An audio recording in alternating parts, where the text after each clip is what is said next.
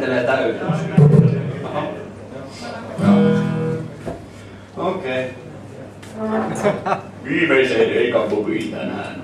Päätin ottaa sen biisin, minkä mä soitin täällä ihan eka kertaa. Ensimmäistä kertaa, eli Herra Lipelä.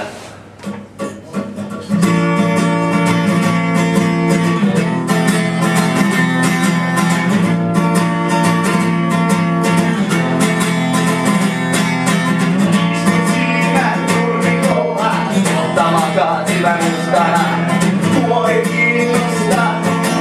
Nollaanko sut vaiko en? Sä painoit vaan vähän väärän henkiä. Onko sulla mitään häpyä elämästä? Ei tuolla jutella pitkin muiden tyttöjä. Nyt se kostautuu tässä ja nyt. Minkä harvoin tein, suutuin ja raivostuin. Aion sulle opettaa vähän tapoja. Sä olet vain Herra Lipelä. Suustas päästä sanoja, joita et tarkoita. Vain yksi asia Herra Lipelällä on mielessään. Arvaan kyllä mikä.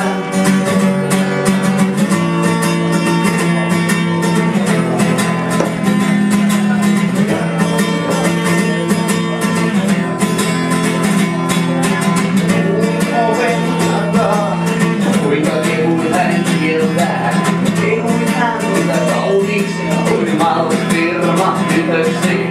Riisuin hältä lapsityttä ennen sängyn hänkemistä.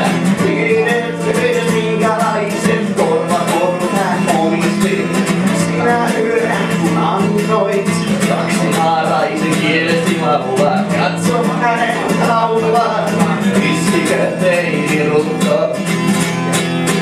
Ei se nyt mikä harvoin teen. Suutuin ja raivostuin. Enkä aio todellakaan hillitään tyrkkejäni. Sä olet vain Herra Lipelä. Suustas tähtät sanoja, joita et tarkoita. Vain yksi asia Herra Lipelällä on mielessään. Arvaan kyllä mikä.